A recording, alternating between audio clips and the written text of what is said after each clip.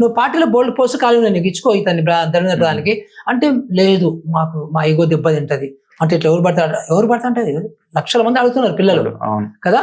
ఇప్పుడు అది ప్రతి రాష్ట్రంలో అసంతృప్తి, అందరూ ఢిల్లీ పోరు కానీ బట్ అసంతృప్తి అబ్జర్వ్ చేస్తుంది. చూసాం కదా మనం, మేము యాక్చువల్గా మొన్న రాత్రి లేట్ నైట్ డెసిషన్ తీసుకొని నిన్న మార్నింగ్ ఫ్లైఓవర్ తయారు చేసుకొని సో ఇన్స్టాగ్రామ్ లో అట్లా పంపిస్తే అంతమంది పిల్లలు వచ్చారు కదా.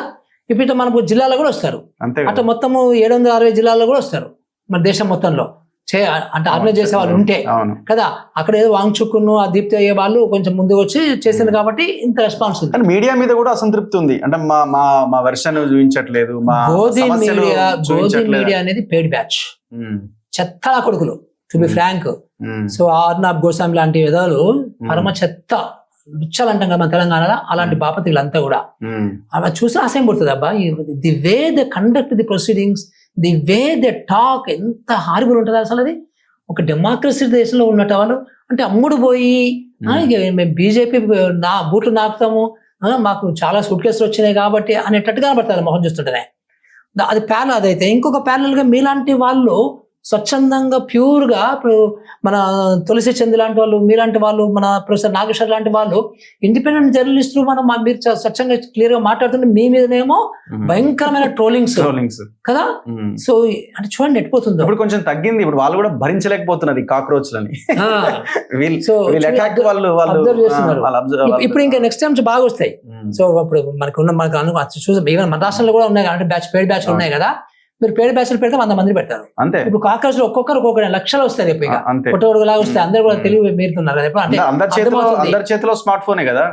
Everybody can really generate 1 channel కదా. ఏముంది అందులో పెద్దగా చాలా వస్తాయి ఇంకా ముందు ముందు మనకి. చాలా మంచి మార్పు అది మనం ఒప్పుకోవాలి. డెమోక్రసీ అంటే ప్రజాస్వామ్య పునాదులకి చాలా అవసరమైనటువంటి ప్రక్రియ ఇది. సో చాలా ఇంపార్టెంట్, మంచిగా జరిగింది. సో ఇందులో కొంతమంది పాపం తన్నులు తింటున్నారు, లాఠీ దెబ్బలు తింటున్నారు, చాలా వాళ్ళు కష్టాలు పడుతున్నారు. సో వాంగ్చూక్ కష్టం కూడా మనకి వేస్ట్ కాకుండా దాని ఎంత రిజల్ట్స్ వస్తాయి, మంచి రిజల్ట్స్ వస్తాయి. ఇది చైనా, పాకిస్తాన్ ఇట్లాంటి లైన్ ఇంకా ఇంకా ఇంకా ఇంకా వినబడుతున్నాయి. అబద్ధాలు కదా. సో ఇప్పుడు ఈ వాట్సాప్ యూనివర్సిటీ ద్వారా ఈ అబద్ధాలు ఇప్పుడు ఇంతకుముందు అబద్ధాలు నమ్మిన వాళ్ళు కూడా ఇప్పుడు రియలైజ్ అవుతారని అనుకుంటున్నా డెఫినెట్ గా.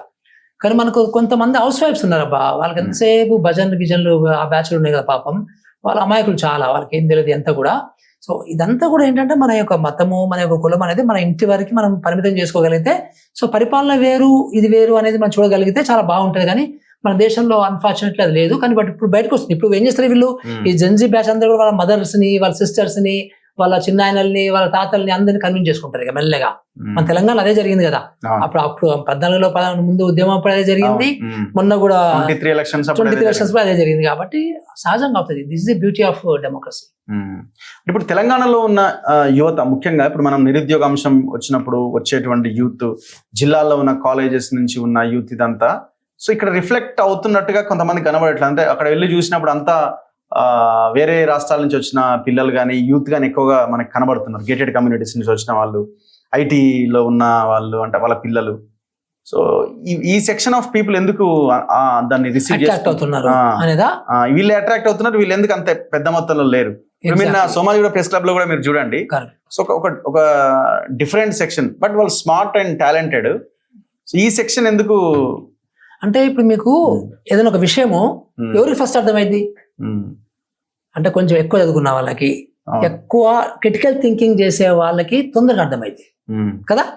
సో బాగా కొంచెం తక్కువ చదువుకున్న వాళ్ళకి లేట్గా అర్థమైంది. సో ఈ బ్యాచ్ అంతా కూడా ఆ బ్యాచ్. అయితే మీరు అన్నట్టుగా వీళ్ళందరూ కూడా వేరే రాష్ట్రం వాళ్ళు కారు. మేబీ 30-40% ఉంటే ఉండొచ్చేమో రకరకాలుగా. బట్ 60-70% మన తెలంగాణ వాళ్ళే. నిన్న కూడా జై తెలంగాణ అన్నారు కదా చాలా మంది. సో చాలా మంది రెస్పాండ్ అనేది దానికి చక్కగా. సో మనకి మెజారిటీ 60-70% తెలంగాణ పిల్లలే ఉన్నారు ఇందులో. కానీ ఆ పిల్లలు క్రిటికల్ థింకింగ్ ఉన్న పిల్లలు ఇదంతా కూడా. సో అట్లా మనం అనుకోవాలి ఇది అంతా కూడా. సో వాళ్ళు మాత్రమే బయటకు వచ్చి జిల్లాలు, మండల, గ్రామ స్థాయి కూడా ఇది పాకే ఉండే అవకాశం ఉందా? ఉంటది కదా, డెఫినెట్ గా ఉంటది కదా. సో పాత కాలంలో సోషల్ మీడియా లేని కాలంలోనే గాంధీ మహాత్ముడు ఉద్యమం చేస్తే మీకు ఉప్పు సత్యాగ్రహం కావచ్చు, ఇలాంటి అన్ని కూడా కింద వరకు పోయినాయి కదా కింద గ్రామం వరకు పోయింది కదా. మన తెలంగాణలో కూడా మనకి ఆ రైతాంగ ఉద్యమం అయినప్పుడు సో గ్రామం వరకు రీచ్ అయింది కదా, అప్పుడే మీడియా లేనప్పుడే. ఇప్పుడు ఇంత సోషల్ మీడియా ఉంటే ఎందుకు పోతుంది కదా, పక్కా పోతుంది. మనం ఢిల్లీలో చూసినట్టు దాంట్లో చాలా మంది పేద పిల్లలు ఉన్నారు, మీరు గమనించలేదు. చాలా పేద పిల్లలు వచ్చి పాపం బ్యాక్ ప్యాక్లు వేసుకొని సో బస్సులలో ట్రైన్లలో వచ్చి పార్టిసిపేట్ చేస్తున్నారు కదా. సో సహజంగా కూడా ఈ క్రిటికల్ థింకింగ్ ఉన్న పిల్లలకు బాగా పాకింది అనమాట. నెక్స్ట్ ప్రోగ్రామ్ ఏంటి, ఏం డిజైన్ చేసినారు, ఏం చేయబోతున్నారు ఇక్కడ హైదరాబాద్ బేస్డ్ ఏమైనా చేయబోతున్నారా? అంటే మేము బేసికల్లీ ఏంటంటే ఆ పిల్లలకు కొంచెం సపోర్ట్ కావాలి, ఏంటి వాళ్ళకి తెలియదు. ఇప్పుడు అసలు పోలీస్ పర్మిషన్ దేనికి తీసుకోవాలి, దేనికి తీసుకోకూడదు, ఎప్పుడు తీసుకోవాలి, ఎన్ని రోజుల ముందు తీసుకోవాలి, ఎవరికి అప్లై చేయాలి, సో ఇలాంటి విషయాలు కొన్ని తెలియదు వాళ్ళకి. నెంబర్ 1. నెంబర్ 2, అసలు ఎక్కడ ఏ ప్లేస్ లో బుక్ చేసుకోవాలి, సో ఏ ప్లేస్ అనేది కూడా తెలియదు పాపం వాళ్ళకి చాలా విషయాలు.